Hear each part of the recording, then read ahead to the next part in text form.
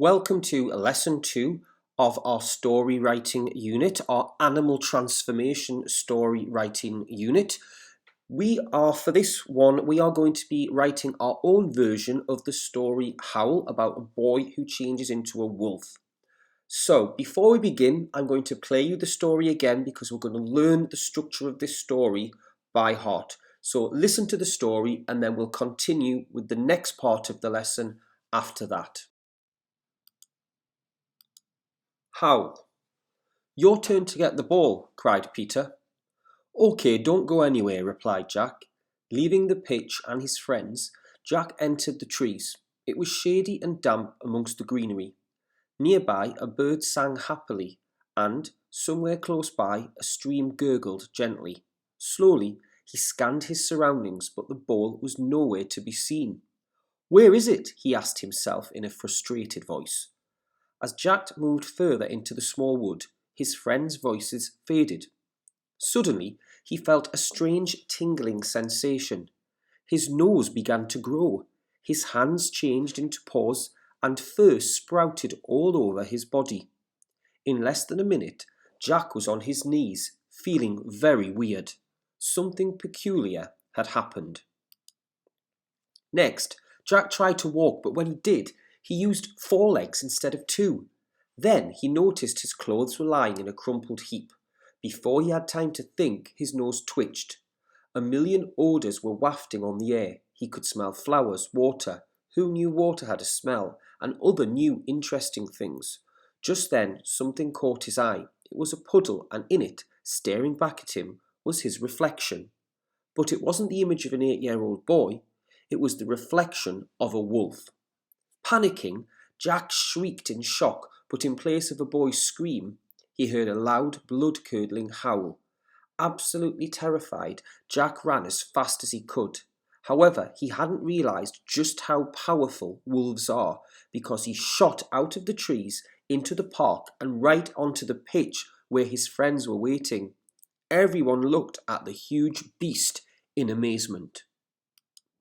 "Peter, it's me, it's Jack," he cried.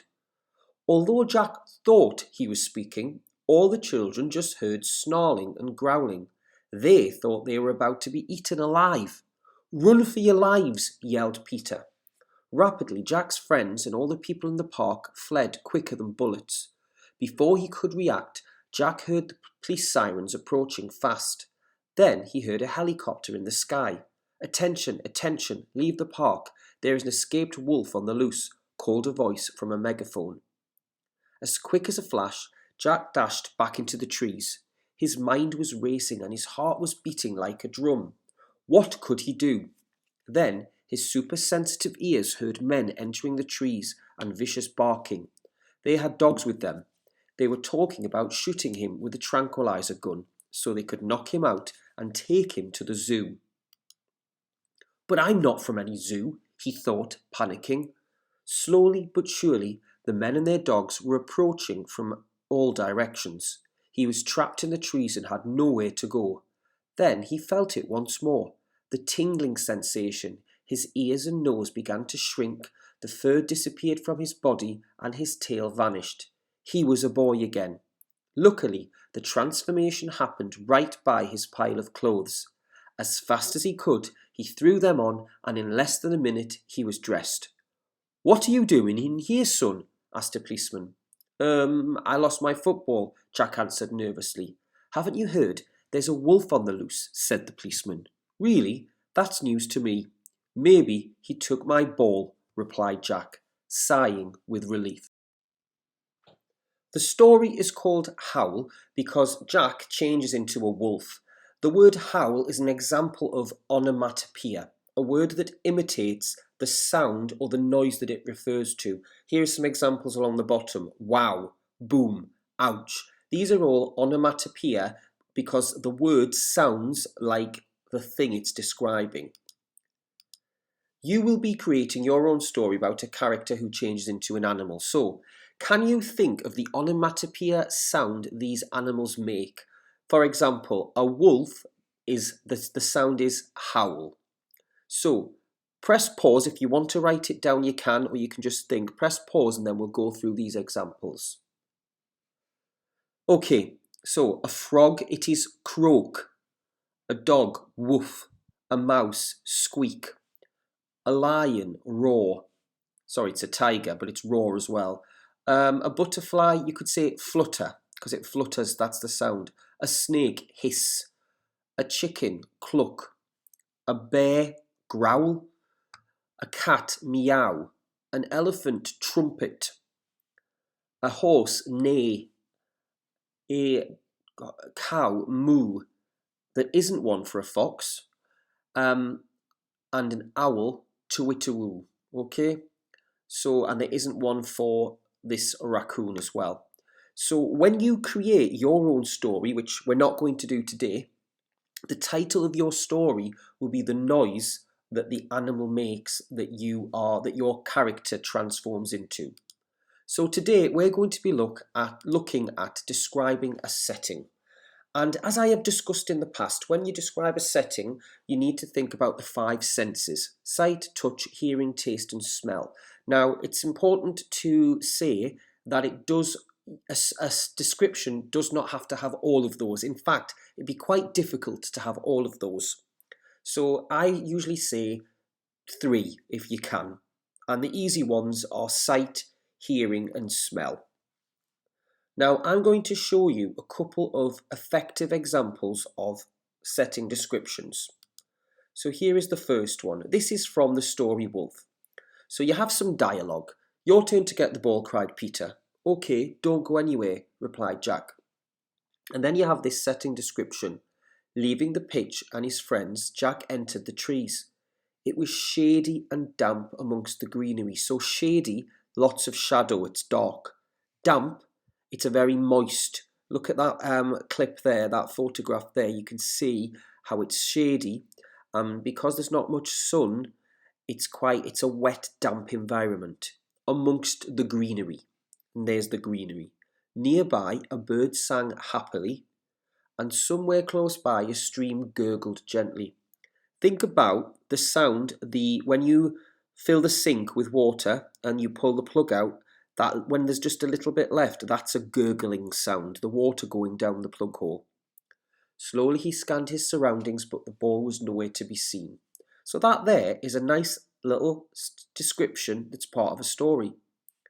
It's got sight and it's got hearing. I don't think it's got smell. I mean, you could say that the damp is a smell. So it's got 3 there. Let's take a look at another example. Relaxed and content in his comfy deck chair, Jim gazed across the tranquil beach scene. Content is another word for happy, and tranquil means peaceful. Like cotton wool, fluffy white clouds drifted across the endless azure sky. Azure is blue.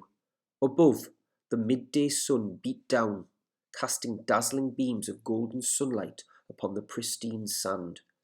Pristine means unspoilt and perfect. Rustling gently, the fronds of the palm trees swayed lazily in the gentle breeze, while the salty aroma of the seaweed tickled Jim's nose. Fronds, see the palm tree? These leaves can be described as fronds, and aroma means smell. So we've got sight, we've got sound, the trees are swaying in the breeze, and we've got smell as well. So, RLO for today, it says I can write a setting description. So in a moment, you are going to write a few lines about what you can see there. Listen carefully. My number 1 piece of advice: to write a good setting description, do it from a character's point of view. So choose a name. In the last example, it said Jim. So you could imagine Jim being there. Jim smelled. Above, Jim saw. Right? Jim. Now there's an opportunity for taste there. Maybe Jim buys something. All you are doing is writing a short paragraph.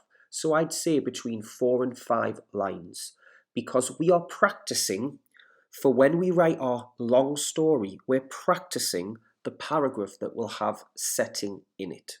So think about that fairground. Think about the things that you can see, smell, hear, touch, and taste.